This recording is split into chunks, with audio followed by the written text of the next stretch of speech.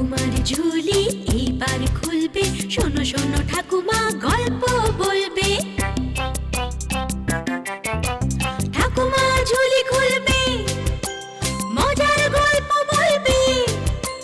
ঠাকুমা ঝুলি খুলবে, মজার গল্প বলবে।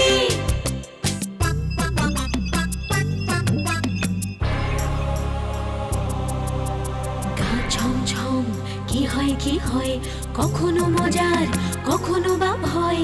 গা ছমছম কি হয় কি হয়, কখনো মজার কখনো বা ভয়।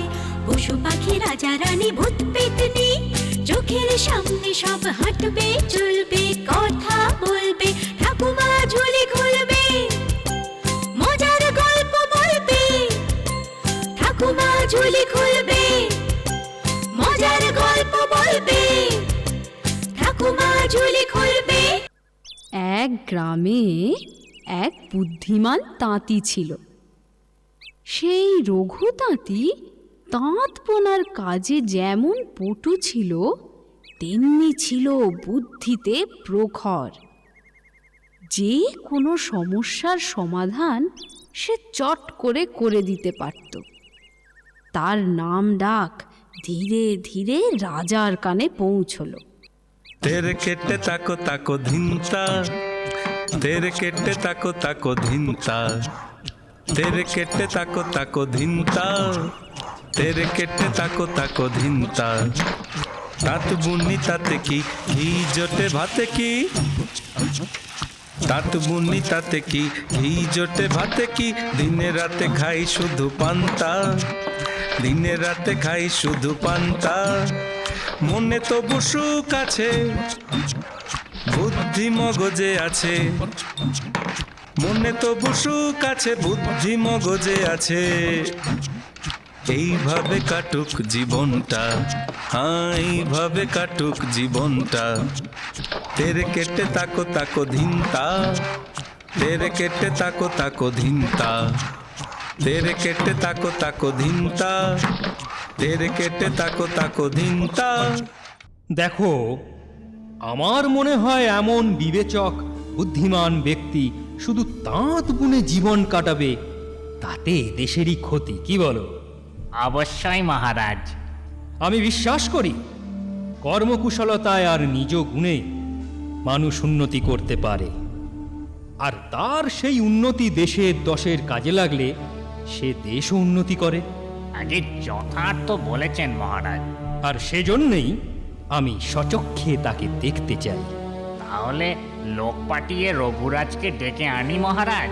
না না না না না, ফুলের শোভা দেখতে হলে হাতে নিয়ে নয়, গাছেই তার শোভা দেখা উচিত। বুদ্ধিধর রঘুরাজ তাঁতির প্রকৃত পরিচয় পেয়ে তাকে চিনতে ও জানতে আমি নিজেই যাব তার বাড়ি। তাহলে সেই ব্যবস্থাই করি মহারাজ। অবশ্যই। জানো রেবতী, আমার মনে হয় আর তাঁত বোনা হবে না। কেন গো, চোখে কম দেখছো নাকি? না গো, মনের চোখে তার বেশি দেখছি। বড্ড বড্ড দূর অবধি দেখা যাচ্ছে জানো। কি যে বলছো বাপু, কিছুই বুঝছি নে। লোকে লোকে আমার কাছে বিভিন্ন সমস্যা নিয়ে আসে, আমি তাদের আমার বোধ বুদ্ধি দিয়ে সাহায্য করবার চেষ্টা করি। তা সে তো ভালো কথা গো। তা ঠিক, কিন্তু এতে দিনে দিনে আমার যে সুনাম হচ্ছে, তাতে মহারাজের কানেও মনে হয় সে খবর পৌঁছবে। মহারাজ তোমায় দিয়ে কি করাবে গো? কোনো বুদ্ধি নেবে? একটা নয় গো, একটা নয়, অনেক অনেক। আমায় মনে হয় দেশের কাজে লাগতে হবে। হ্যাঁ গো, সে কাজে কত টাকা পাবে গো? তাঁত বোনার থেকেও বেশি, নাকি এমন বিনি পয়সায় বুদ্ধি বিলোবে? আরে বাবা, টাকা অনেক পাবো, সে কথা আমি ভাবছি নে। তা টেকা যখন পাবে তখন আর ভাবনা কিসের? আছে আছে, ও ও তুমি বুঝবে না, ও রাত অনেক হলো, চলো শুয়ে পড়ি।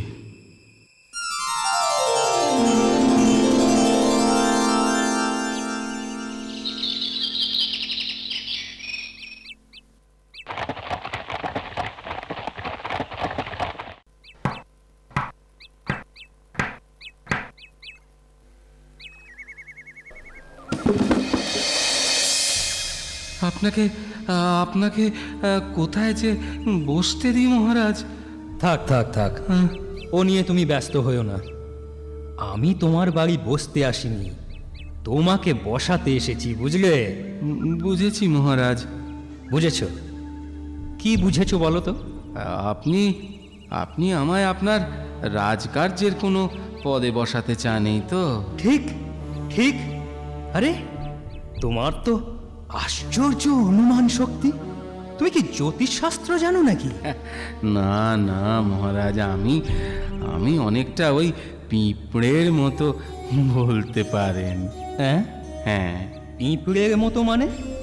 ওই মহারাজ, পিঁপড়েরা বর্ষা আসার আগে যেমন খাবার সংগ্রহ করে স্থান পরিবর্তন করে, ঠিক তেমনি মানে পিঁপড়েরা তা করে কি করে জানেন মহারাজ? শুধুমাত্র অভিজ্ঞতা আর অনুমান শক্তিতে। বুঝেছি। তুমি শুধু বুদ্ধিমান নও, বিনয়ীও বটে। তোমাকে আমি আমার রাজ্যের পূর্বাঞ্চলে দেওয়ান নিযুক্ত করতে চাই। কি তোমার আপত্তি নেই তো? আপনার কথা অমান্য করার দুঃসাহস আমার নেই মহারাজ। যদি কিছু অপরাধ না নেন, তবে আপনাকে আমি কিছু শর্ত জানাতে চাই। শর্ত? বলো বলো রঘুরাজ, বলো তোমার কি শর্ত? মহারাজ, একজন তাঁতিকে দেওয়ান বলে অনেকেই মানতে চাইবে না। তারা আমার নামে মিথ্যে কুৎসা রটাবে। আপনি আপনি তাদের কথা শুনে কোনো সন্দেহ হলে অবশ্যই আমাকে পরখ করে দেখবেন। নিশ্চয়ই। আর কি শর্ত বলো? দেওয়ান হলেও তাঁত বোনা আমি ছাড়ব না। সপ্তাহে একদিন হলেও তাঁত বোনার জন্য আমার আমার ছুটি চাই। অবশ্যই অবশ্যই। আর? না মহারাজ, না, আর আমার কোনো শর্ত নেই। বেশ, তবে কাল থেকে তুমি দেওয়ানের কাজে লেগে যাও। বেশ, আমি কৃতার্থ হলাম মহারাজ।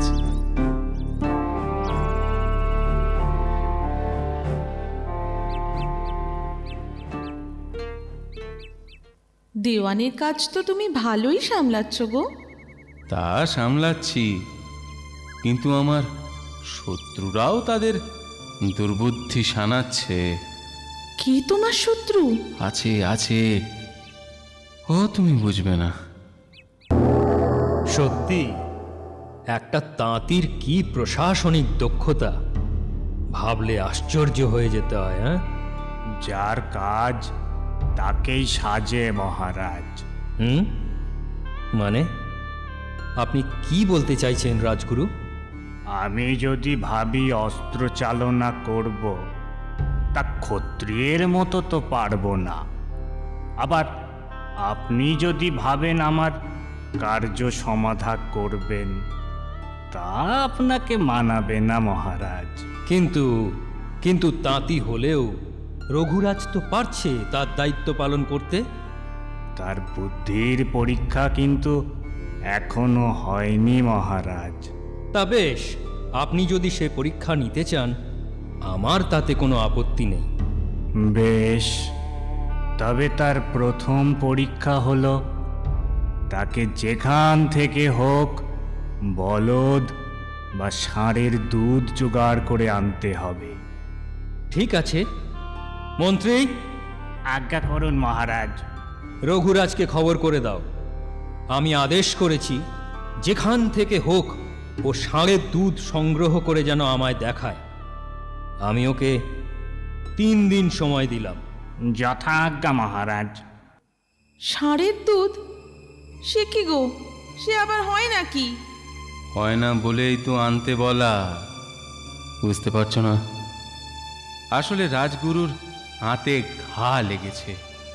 সামান্য তাঁতির এত বুদ্ধি ক্ষমতা হয় কি করে? ও, বুদ্ধি থাকা তাহলে দোষ বুঝি? হ্যাঁ হ্যাঁ, সেই দোষেই আমাকে পথ থেকে সরাতে চায় রাজগুরু। তা তুমি কি করবে এখন? সেটাই তো ভাবছি, কিছু একটা উপায় তো করতেই হবে। অত সহজে আমি হার মানব না। কিন্তু আমার যে বড্ড ভয় করছে গো। না না, ভয়ের কিছু নেই। বুদ্ধি বলে আমাকে আমাকে জিততেই হবে। শোনো, আমি যা বলছি রাজাকে গিয়ে বলো। আমি আমি যাব? হ্যাঁ, তুমিই যাবে। গিয়ে বলবে, মহারাজ, মহারাজ, সে আসতে পারলো না। কেন? গত রাতে সে এক পুত্র সন্তানের জন্ম দিয়েছে। কে? তুমি কার কথা বলছো? আমার আমার স্বামী, আপনার দেওয়ান। কি যাতা বলছো? তোমার সাহস তো কম নয়, মহারাজের সাথে মশকরা করছো। না না মহারাজ, মশকরা আমি করিনি মহারাজ। থামো! পুরুষ মানুষ কখনো সন্তান ধারণ করতে পারে? ষাঁড় কখনো দুধ দিতে পারে মহারাজ? হ্যাঁ, তাই তো। বুঝেছি বুঝেছি, সঠিক জবাবই দিয়েছে আমার বুদ্ধিমান দেওয়ান রঘুরাজ। এবার আপনি কি বলবেন রাজগুরু? আগে আগে এবার দ্বিতীয় পরীক্ষা দিতে হবে। রঘুরাজ শুনেছি খুব দক্ষ তাঁতি, তো তাকে বলুন মাকড়সার জাল দিয়ে আপনার একটা সুন্দর পোশাক বুনে দিতে। শুনেছ? তুমি শুনলে তো? হ্যাঁ হ্যাঁ মহারাজ। তাহলে আমার আদেশ বলেই রাজগুরুর কথাগুলো জানাও তোমার বুদ্ধিমান স্বামীকে। নিশ্চয়ই জানাবো মহারাজ। এবার এবার কি করবে? আবার আমায় পাঠাবে? না, এবার তুমি না, এবার আমি নিজেই যাব। কিন্তু কিন্তু গিয়ে তুমি কি বলবে? মাকড়সার জালে পোশাক হয় না। দেখো, সোজা কথাটা সোজাভাবে বললে মহারাজ মানতে চাইবেন না। তবে দেখি দেখি কি করি। বলো হে রঘুরাজ, মাকড়সার জালে আমার পোশাক তৈরি কদ্দূর হলো? আগে সে প্রয়োজনেই আপনার কাছে আমার আশা। সে প্রয়োজনে মানে? আমি তোমায় কিভাবে সাহায্য করতে পারি? মহারাজ, আপনার সরোবরের জলে সেনাদের বলুন আগুন ধরাতে। সে জল পুড়ে ছাই হবে। সেই জলের ছাই না পেলে মাকড়সা জালে পোশাক তো বানানো যাবে না মহারাজ। আবার মশকরা, আবার! জলে কখনো আগুন লাগে? আর তা কখনো ছাই হয় নাকি? জলের ছাই আমি কোথায় পাবো বলতে পারো? এ অসম্ভব। অসম্ভব? মহারাজ, মাকড়সার জালের পোশাক তৈরিও ঠিক তেমনি অসম্ভব। হ্যাঁ, হ্যাঁ, বুঝেছি বুঝেছি। গুরুদেব, এবার বলুন আপনার তৃতীয় এবং শেষ পরীক্ষাটা কি? আগে আগে আপনার এই সরোবরটা ওকে স্থানান্তর করতে হবে মহারাজ। এই রাজগৃহের সরোবর প্রজাদের তেমন কাজে লাগে না। ওই হাট বাজারের মাঝে এই সরোবর থাকলে মানুষের তৃষ্ণা মিটবে। শুনেছ তো? শুনলে? আমার সরোবরটা তুলে নিয়ে তোমাকে হাটের কাছে বসিয়ে দিতে হবে। হ্যাঁ, তার জন্য যত সৈন্য সামন্ত লোক বল লাগবে আমি দেব। আপনি যখন বলছেন মহারাজ, তখন তাই হবে। হবে? তা কদিনের ভেতর হবে? আমায় আমায় 1 সপ্তাহ সময় দিতে হবে মহারাজ। ঠিক আছে, তোমাকে 1 সপ্তাহ সময় দিলাম। এক এক করে 6টা দিন চলে গেল হপ্তার। কাল তো শেষ দিন। কি গো, কি করবে? দাঁড়াও দাঁড়াও, এত ব্যস্ত হয়েও না, বুদ্ধি একটা বার করছি। এ তো পুকুর চুরির মতো ঘটনা গো। কি করবে শুনি? আজ নয়, আজ নয়, কাল জানাবো। তবে এখানে নয়, রাজগৃহে, রাজ দরবারে। তবে কিন্তু কাল আমিও যাব তোমার সাথে। যেও।